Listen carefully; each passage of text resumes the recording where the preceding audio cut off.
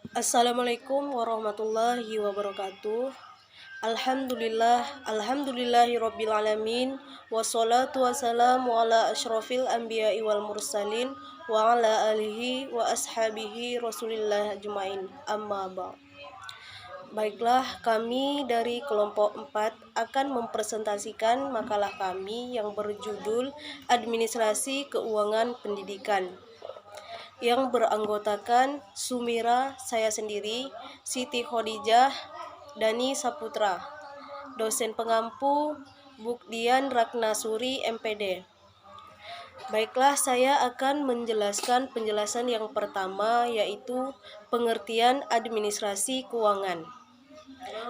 Administrasi keuangan sekolah adalah langkah pengolahan keuangan sekolah, mulai dari penerimaan sampai dengan bagaimana mempertanggungjawabkan keuangan yang digunakan secara objektif.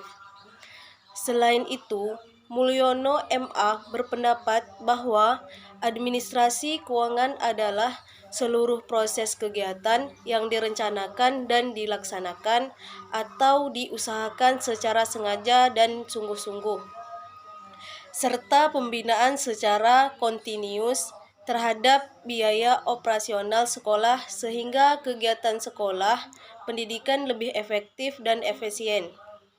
Yang kedua, tujuan administrasi keuangan. Melalui kegiatan administrasi keuangan, maka kebutuhan pendanaan kegiatan sekolah sanggup direncanakan, diupayakan pengadaannya, dibukukan secara transparan, dan dipakai untuk membiayai pelaksanaan acara sekolah secara efektif dan efisien. Untuk itu, tujuan administrasi keuangan adalah yang pertama, meningkatkan efektivitas dan efisien penggunaan keuangan sekolah. Yang kedua, meningkatkan akuntabilitas dan transparansi keuangan sekolah. Yang ketiga, meminimalkan penyalahgunaan anggaran sekolah. Untuk mencapai tujuan tersebut, maka dibutuhkan kreativitas kepala sekolah dalam menggali sumber-sumber dana, menempatkan bendaharawannya yang menguasai dalam pembukuan dan pertanggungjawaban. Baiklah, akan dilanjutkan penjelasan dari Siti Khadijah. Sekian, terima kasih. Assalamualaikum warahmatullahi wabarakatuh. Baiklah, di sini saya akan melanjutkan penjelasan dari teman saya Sumira, yaitu bagian C, prinsip administrasi keuangan pendidikan. Manajemen keuangan sekolah perlu memperhatikan beberapa prinsip-prinsip. Undang-Undang Nomor 20 Tahun 2003 Pasal 48 menyatakan bahwa pengelolaan dana pendidikan berdasarkan pada prinsip keadilan, efisiensi, transparansi, dan akuntabilitas publik. Di samping itu, prinsip efektivitas juga perlu mendapatkan penekanan. Berikut ini merupakan pembahasan dari masing-masing prinsip tersebut. 1. Transparansi atau transparan berarti terbuka. Transparansi dalam bidang manajemen yaitu adanya keterbukaan dalam pengelola suatu kegiatan atau program. Yang kedua, akuntabilitas adalah kondisi seseorang yang dinilai oleh orang lain karena kualitasnya dalam menyelesaikan tugas untuk mencapai tujuan yang menjadi tanggung jawabnya. Yang ketiga, efektivitas. Efektif seringkali diartikan sebagai pencapaian tujuan yang telah diciptakan. Yang keempat, efisiensi. Yang dimaksud di sini yaitu berkaitan dengan kuantitas hasil suatu kegiatan.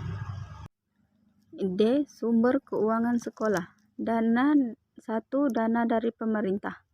Dana dari pemerintah disediakan melalui jalur anggaran rutin dan daftar isian kegiatan yang dialokasikan kepada semua sekolah untuk setiap tahun ajaran. Dana ini lazim disebut dana rutin. Besarnya dana yang dialokasikan di Danadik biasanya ditentukan berdasarkan jumlah siswa kelas 1, kelas 2, dan kelas 3. Mata anggaran yang besarnya dana untuk masing-masing jenis pengeluaran sudah ditentukan. pemerintah di dalam DIK. Pengeluaran dan pertanggungjawaban atas pemanfaatan dana rutin atau DIK harus benar-benar sesuai dengan mata anggaran tersebut. Selain DIK, pemerintah sekarang juga memberikan dana bantuan operasional sekolah atau BOS. Dana ini diberikan secara berkala yang digunakan untuk membiayai seluruh kegiatan operasional sekolah. Yang kedua, dana dari orang tua siswa. Pendanaan dari masyarakat ini dikenal dengan istilah iuran komite berdasarkan besarnya sumbangan dana yang harus dibayar oleh orang tua siswa ditentukan oleh rapat komite sekolah. Pada umumnya dana komite terdiri atas A. Dana tetap bulan sebagai uang kontribusi yang harus dibayar oleh orang tua setiap bulan selama anaknya menjadi siswa sekolah. Dana insidental yang dibebankan kepada siswa baru yang biasanya hanya 1 kali selama 3 tahun menjadi siswa atau pembayarannya dapat diangsur. Yang C. Dana sukarela yang biasanya ditawarkan kepada orang tua siswa tertentu yang dermawan dan bersedia memberikan sumbangannya secara sukarela tanpa suatu ikatan apapun. Yang ketiga, dana dari masyarakat. Dana ini biasanya merupakan sumbangan sukarela yang tidak mengikat dari anggota-anggota masyarakat sekolah yang menaruh perhatian terhadap kegiatan pendidikan di suatu sekolah.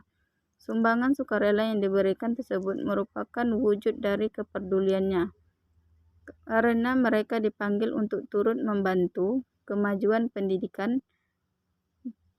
Dana ini ada yang diterima dari perorangan, dari suatu organisasi, dari yayasan ataupun dari badan usaha baik milik pemerintah maupun milik swasta. Dana dari alumni. Bantuan dari para alumni. Assalamualaikum warahmatullahi wabarakatuh. Baiklah, di sini saya akan melanjutkan penjelasan dari Siti Khadijah. Yang E, komponen administrasi pendidikan sekolah. Yang pertama yaitu administrasi pendidikan sekolah.